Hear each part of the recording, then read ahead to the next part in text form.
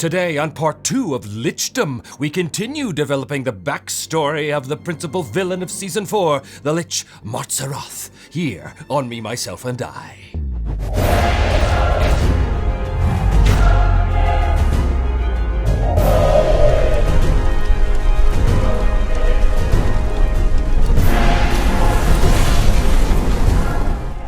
Hey, and welcome back once again to Me, Myself, and I. As always, if you do want to help support the channel, your liking and subscribing and the joining of the Patreon or the joining of the YouTube channel is a huge help to keep this thing going. So, this is part 2 of Lichdom, where we're going to discover more of the backstory of who will go on to be the principal villain, hopefully, of Season 4, the Lich Martzaroth. Now, before we get into it, a couple of you mentioned something in the comments that I do want to address. Some of you had said that the term vizier actually means advisor as opposed to a ruler. And yes, that is true here on Earth. In the Broken Empires, and specifically in the city of Ansharir, I'm imagining it more like the city of Minas Tirith in Gondor. So, in the Third Age of Middle-earth, Gondor did not have a king. It had a line of stewards whose job was to hold the throne until the return of that king. And over time, those stewards became considered sort of the de facto rulers of Minas Tirith. So too is it in the city of Ansharir. There has not been an emir or a sultan of the city-state of Ansharir in many, many centuries. And so over time, the term vizier has come to mean de facto ruler. So thank you for your contribution, but it is actually sort of built into the lore of it. It just got left on the cutting room floor last time. So good eyes. In any event, we are going to pick up where we left off. Now, we had determined that Martzaroth is in fact trying to become a lich, as is the nature of this game, Lichdom. If you haven't seen part 1, I do suggest you go here and check it out so you will not be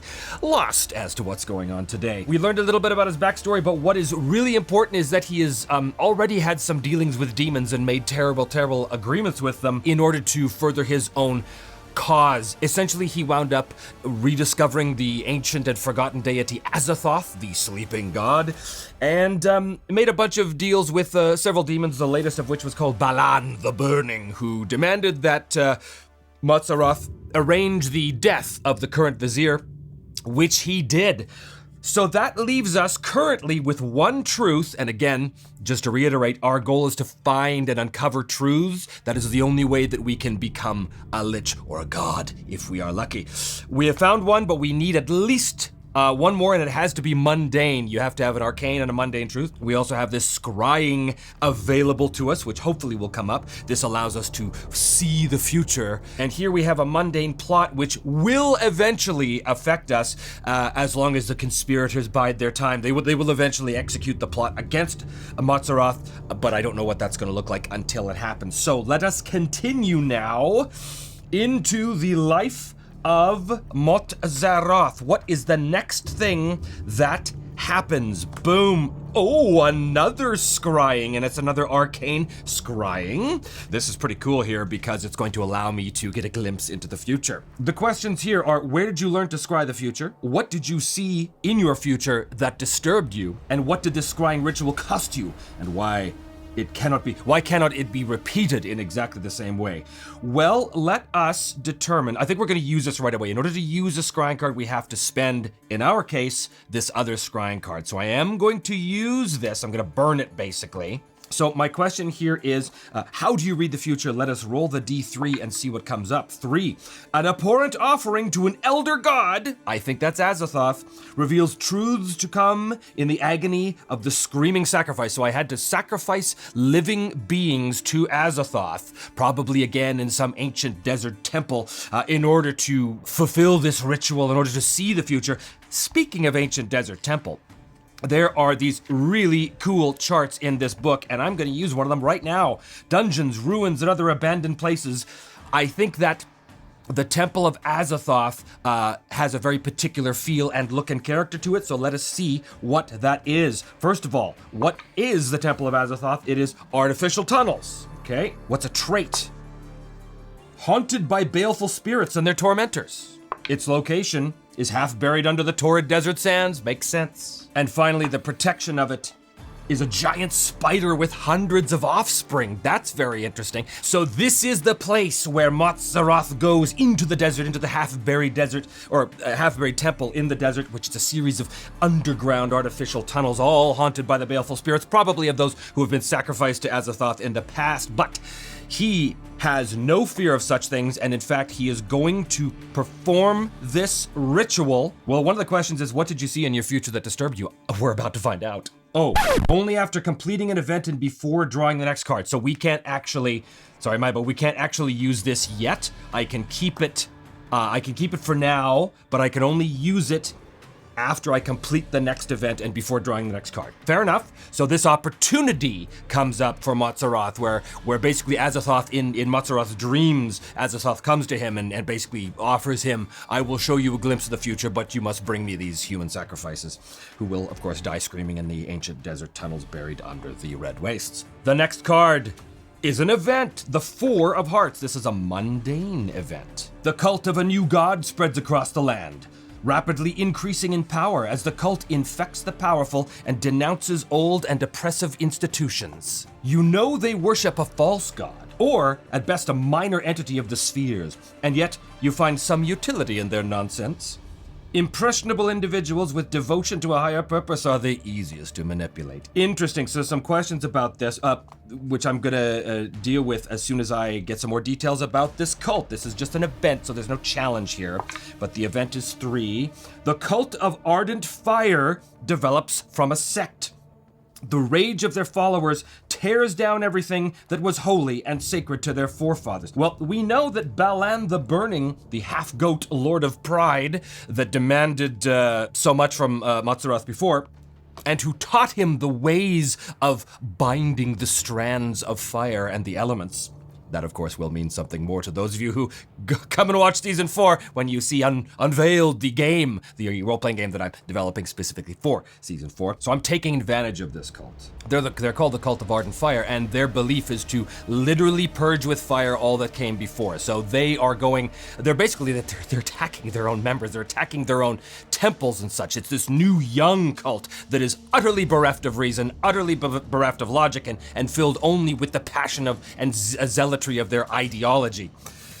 They intend to destroy that which came before them, even though it will wind up in eventually destroying themselves. And nonetheless, that's what they're doing, and I think that Motzaroth sees this and offers his services to the leader to show him how to tap the power of Balan, the burning demon. So little do these cultists know that their power is now being infused and aided by a demon. Yeah, of course, why not? This scrying now he's going to use because we are at the end of an event. So where did you learn to scry the future? I think this is a reward.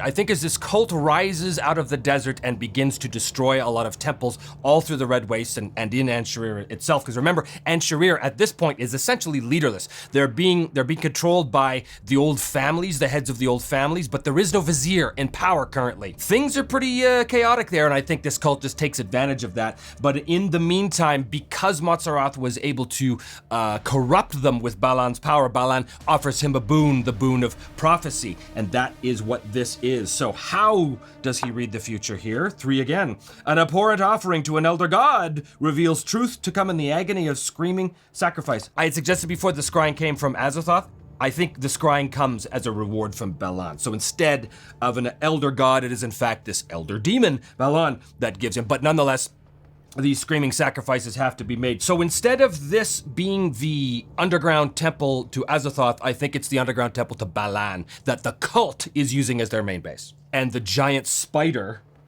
with all of its young, is a personification, is a representation, a manifestation of the demon. So Balan, even though he's half goat, he's being represented in this version as sort of this giant spider. Okay, so now I can use the scrying card. So I pay the cost with another scrying card, and now that we've done that, we roll 2d6 and take that many cards from the deck of doom. So that event is taken care of. 4 and 2 is 6 cards. 1, 2, 3, 4, 5, 6. Now, the die with the lowest result, 2, represents the certain future, which is bound to happen unless you intervene. So these 2 cards are the certain future. Adversity is definitely in my future. And a companion is definitely in my future. The die with the highest result, the 4, represents the uncertain future, which is likely to change unless you intervene. So what is the uncertain future? Influence, that's pretty good. Event. Truth! Ooh, another mundane truth! And an adversity. Okay, so Balan shows us that the future that is certain to happen is adversity and a companion. Someone will join your cause. The future that might happen is gaining great arcane influence, some kind of event, more adversity, and the learning of a mundane truth, which is key to becoming a lich. An arcane and a mundane truth are both required. This is huge. You can swap one card between certain and uncertain futures. And at the end of the event, you shuffle the uncertain future with the rest of the deck and place the certain future cards on top. Well, we definitely want to swap truth with adversity. So now the adversity becomes an uncertain future, but truth is definitely in our future. So we take the uncertain future and we shuffle it back into the deck, and we're gonna place this companion and truth cards on top in a random order, so we know Balan has showed us that what is definitely going to happen is either gain a companion, which is very useful, especially a mundane companion, because a mundane companion could help me against this mundane plot, or a truth, which brings us even closer. In fact, theoretically, with an arcane and a mundane truth, we could become a lich now, although it's very, very dumb to do that now. We do not have enough resources yet to do it, and that is done there. Shard card is reshuffled. Okay, well, that was a very, very useful scrying. I'm going to randomly determine which card goes on top without looking at them. Boom. And now we see what certain future happens for Mozzaroth. It is a companion. Okay, well, there's no bad choices here. The Jack of Diamonds, a mundane companion. You encounter a mortal companion that follows you on your ambitious quest. Their skills will be useful in the mundane world of violence and threats you need to navigate before transcending to Lichdom. But do not get too attached, they are mortal and dispensable after all. All right, who is this curious character? Let's roll our D3 and find out. 1, a seasoned warrior, a captain veteran of many slaughters, and a natural leader when blades shine. What is special about this warrior? He came back from death and is compelled to aid you by ancient sorcery. But he truly hates you. Oh, this is a Death Knight. Oh, this is a Death Knight. This is fantastic. Mozzaroth brings back from the grave a warrior that hates him. Oh, I hope he lasts. That'd be a great lieutenant to have kicking around. I'm going to use a supplement I've not used in a long time. This is the Xanathar's Guide to Everything, which is a supplement for 5e that probably some of you are familiar with. I have used this in the past. It's very useful for names, so I'm going to do that. I'm actually going to use an Egyptian male name to see what this Death Knight is called. 3. Akom. Akom the Death Knight becomes my companion that hates my guts. Awesome, and now, of course, we know what comes next. As the years go by, Mozzaroth unveils, as promised by Balan the Burning, a mundane truth. Where, oh where, do we find this truth? Hieroglyphics on the broken walls of a half-buried city under the desert sands, as though it was meant to be. And what is this mundane truth that's going to help Mozzaroth understand the journey to Lichdom? It is, death is only another alchemical process that can be stopped with the proper research of the body and of the right potions. Now, we already know the arcane truth that he discovered through sort of the magic of the stars. Basically had to trap his soul in his body for all of eternity. He, in order to become a lich, has to remain in his body, and that body will be preserved exactly as it is at the time of his death, or at the time of his ascension to lichhood, using alchemical processes. So it's possible that his body itself is kind of also his weakness, because if he becomes a lich this way, if he follows these truths, then if his body is destroyed, it will no longer be able to house his spirit, and he will be destroyed. That's actually huge. That could be a major weakness for the villain, so remember that. Okay, this truth is now ours. It also gives us a bonus on mundane rolls, so we're doing very well. But let us see what happens next. An event, 4 of spades. You dream of a glimmering city that exists in many realities. Oh, like Tanalorn, for those of you familiar with Michael Moorcock. Somehow you know it's not just a dream, but a real place of which you can only find obscure references in fading and crumbling scrolls that do not make much sense to your limited mortal mind. Actually, this could also be Carcosa of the Yellow King. Interesting. Perhaps if you find a way to access the marvelous City of Wonders, many of your questions about the nature of the cosmos and the many entities that populate it would be answered. So he is on some sort of like dream quest of unknown Kadath, so to speak. Boy, I'm just full of H.P. Lovecraft references today. Let's determine what the Immortal City is. A fortress at the center of all realities, constructed by an alien civilization that once dominated all planes. Why do you obsess over the wondrous city, and what do you imagine you could find within its walls? If it's at the center of all planes, then it must also house the final truth that he's looking for. So I think that if it's possible, that if Montserrat finds another truth, and we kind of want to, if he does, it's because he's found a way to access the central chamber of that fortress at the center of all realities. We're gonna go to GM's Miscellany Dungeon Dressing, once again using their excellent names. So the prefix is 59, Nor, N-O-R, 14, Karth, Norkarth. Oh, I like that, Norkarth. The fortress of Norkarth that exists at the center of all realities, and Montserrat becomes obsessed with this place and that he sees in his dreams, perhaps a vision of which was given to him by Azathoth, the dreaming god, as he believes that perhaps the final truth that he requires is in fact there. So that was that event. What is the next thing that happens as the years pass? Another event, and it's another 4. You are trapped and lost for many days in a forsaken and dangerous dungeon below the ruins of an ancient city, perhaps in his quest for Norkarth. You came looking for an artifact older than the Cataclysm, but you only found corruption and death instead. The darkness itself seems to whisper warnings, and furtive red eyes observe all of your movements with malevolent intent. You are not welcome here. I think this is one of the many lost civilizations that the Red Wastes overtook and buried beneath its howling sands. Let's use these cool tables here. So the dungeon, so to speak, that he's in, what is it? It is an enormous tomb. The trait? Shifts between planes of existence. Oh, that's exactly why he's here. He knew that this might be an access point to Norkarth. The location? On a remote island inhabited by giant lizards. Oh, that's interesting. So he had to travel a long way. Giant lizards. Oh, I wonder if this is in the Serpent's Teeth Isles. Yes, the location of season 3 of Me, Myself, and I, which you have not checked out. You really must go and check it out right here. Inhabited by giant lizards. Oh man, I wonder. There was an island that Edbert went to where he met the lizard folk, where there was a big temple of Devona.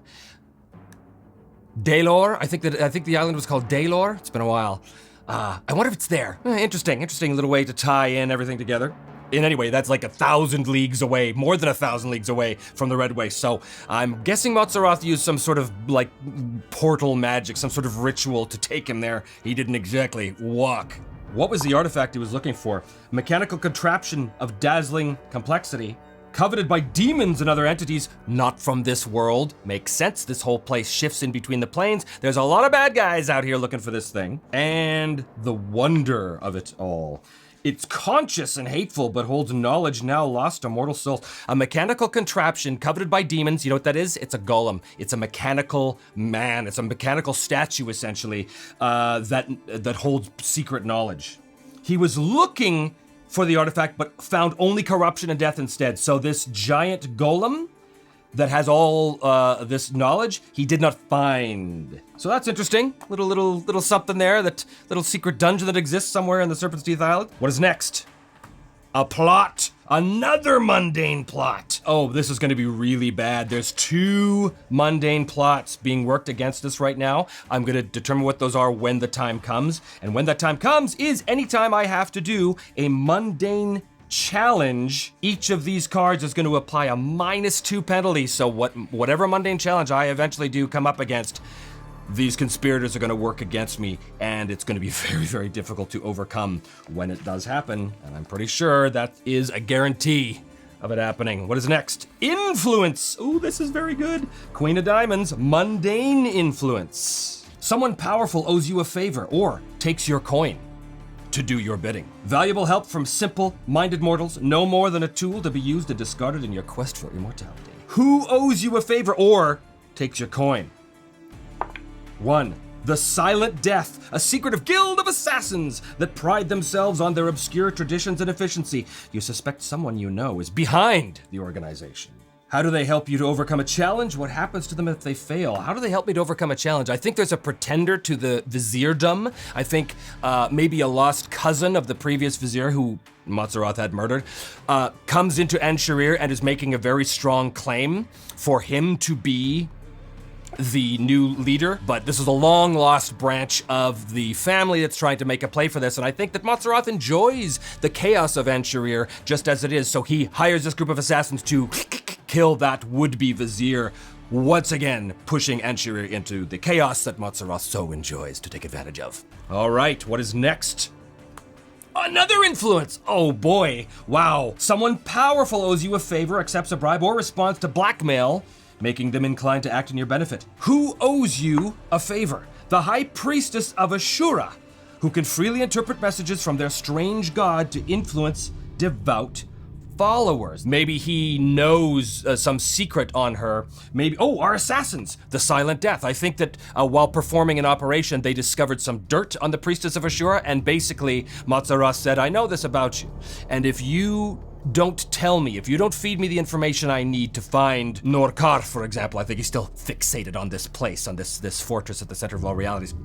If you don't help me find this, then I'm going to cause the worst to happen to you. So that's the influence. So it's blackmail, yeah. Wow, this is going very well so far. And there is an adversity, and it is a mundane adversity. So this is where all the plots come to the fore, but we're well protected. So 7 of Hearts, let's have a look at this. This is gonna be complicated because there's so much going on. The 7 of Hearts, Dream Thieves, a rare but mundane threat perpetuated by unique and extraordinary mortals. Infiltrate into your dreams to steal a precious memory. They face the terrible shadows of your mind and horrors lurking in your unconscious thoughts.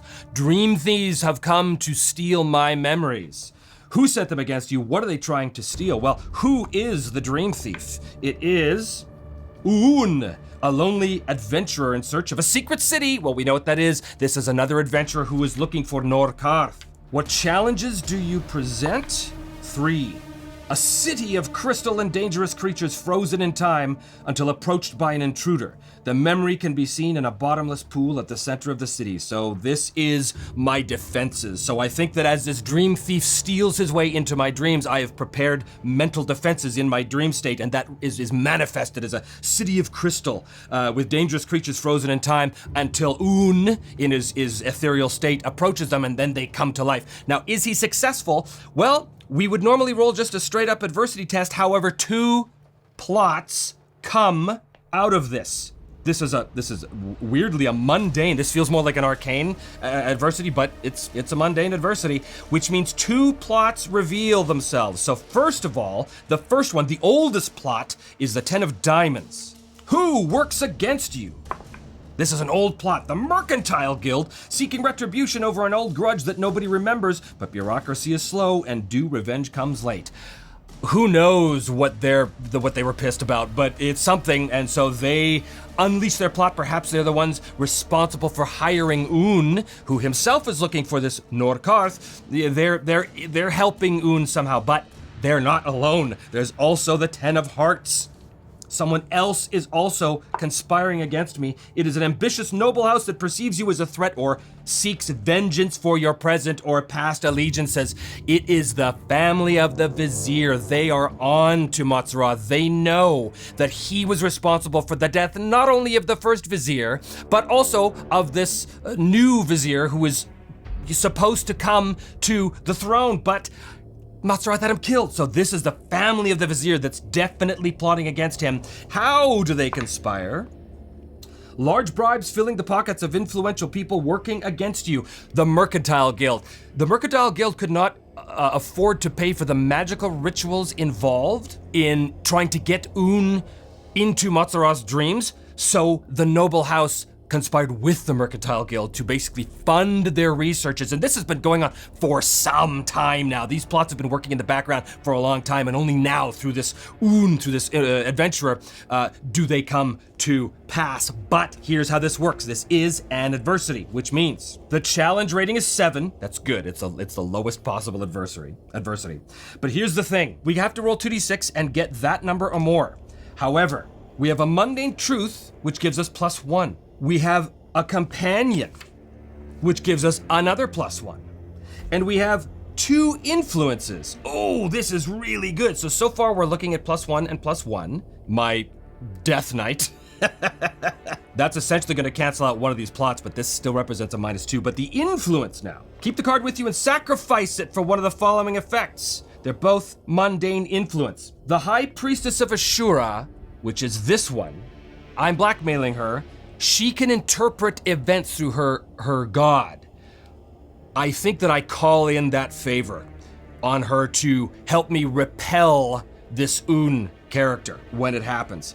So it's gonna provide a bonus of 2d6. That is massive. So I'm gonna spend that. I've called in my debt to her. Each of these plots represent a -4. So I am rolling +1, +2, and then -4, so -2, but I've sacrificed an influence card, so I'm only 4d6 -2 against 7.